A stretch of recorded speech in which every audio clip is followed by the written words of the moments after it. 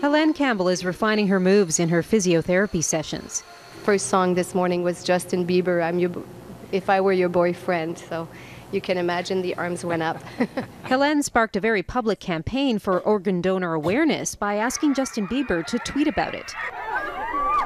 Then her live blog, alungstory.ca, and her story caught the attention of Ellen DeGeneres. Surprise! Helene received a double lung transplant earlier this month, and her doctors say she's doing well. I saw her this morning. She passed her first night without any support from a ventilator. This is definitely a major milestone moving forward. Her surgery was a technically challenging one because of Helene's small size. Doctors chose to use a bigger donor because they didn't feel Helene had that much time left. We actually did a lobar transplant, which means that we took just a portion of the lung and transplanted it. We transplanted the left upper lobe and we transplanted the right lower and middle lobe. Her parents say it's been like a roller coaster ride, and one in which they know their daughter has inspired others, including, as they recently found out, the final wishes of a man named Terry. On April 14th, this was the obituary.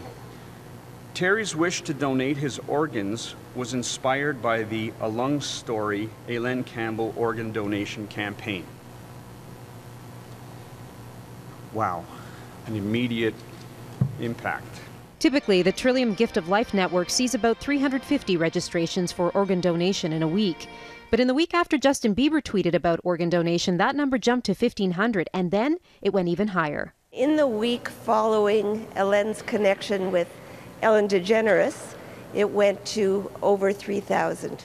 Helene was not at the press conference today, but her mother says her message is simple. Be a donor.ca. Yes, that's what she would say.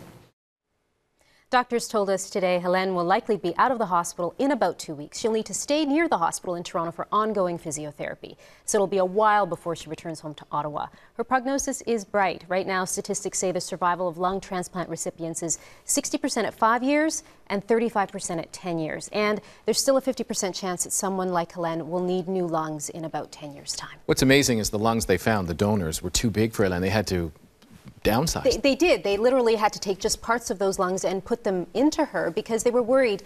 She basically had weeks or months at this point, and the donor must have been suitable in many other ways. Yeah, lots of heroes in this story. Unbelievable. It's a great story. It is a great story. Thanks for telling it.